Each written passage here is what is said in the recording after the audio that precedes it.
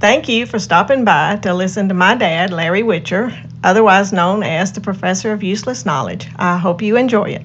Is Mr. Know-It-All.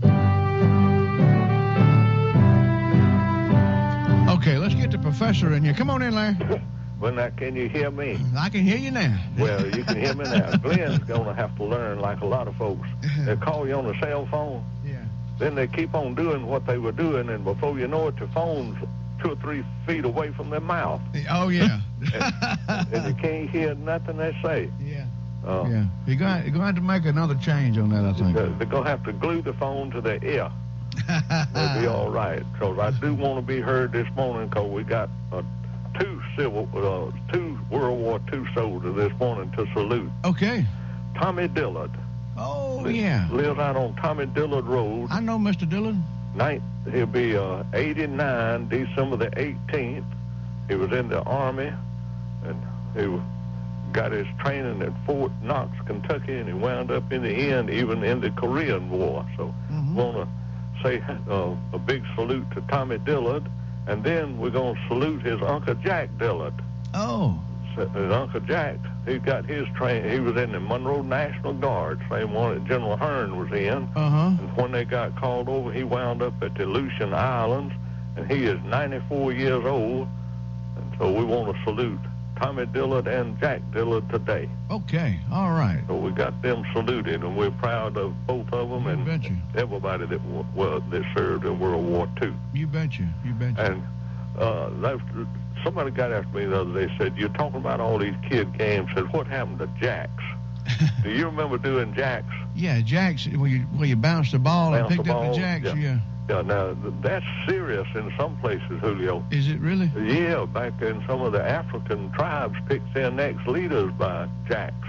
Oh. But it wasn't with them little jacks like we did. They used sharp spears, like spikes, that they were, and they got seriously injured. But now, we never played. We always just took them little jacks and a ball, and we pitched them up and picked up a jack before the ball bounced. We pick it up on we always picked it up while it was still in the air, tried to. I guarantee you, if you showed somebody a handful of jackstones now, anybody that's under 30 couldn't tell you what they are. But I'll tell you one thing, Julio. If you walk down the hall at night going to the bathroom, you find that jack that your young'un left laying on the floor, you'll never forget what a jack feels like. Yeah, I can only imagine that. That would be a nightmare from you know where. They got 6 points on it, but only 2 of them is sharp. Julio. The 2 that go straight through the center is sharp. Yeah. And then they got, on the other 4, just around the middle, they got a little ball on them. Yeah. And I don't care how you drop it on the floor, that sharp point's going to stand up. But now, if you get into serious jacks where you play for competition, we never did choose the winner by flipping.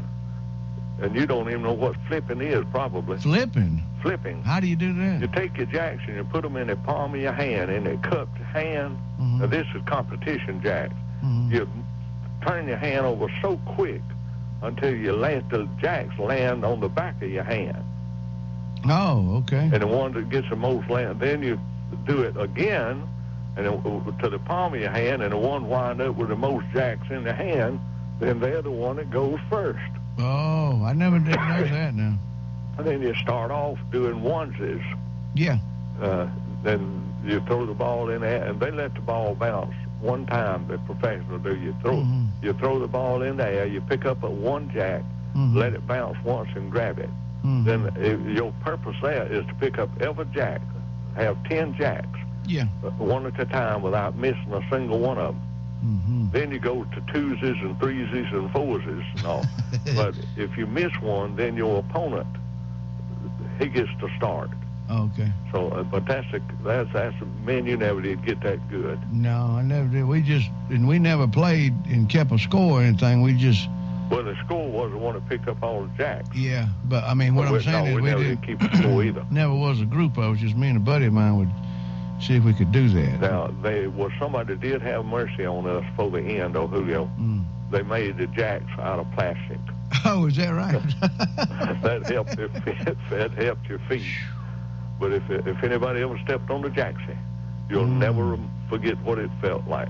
Okay, then. Thank you, Mr. Y'all Know-it-all. sure welcome. We'll see you, and we want to remember Tommy Dillard, Jack Dillard, and our honored soldiers of the day.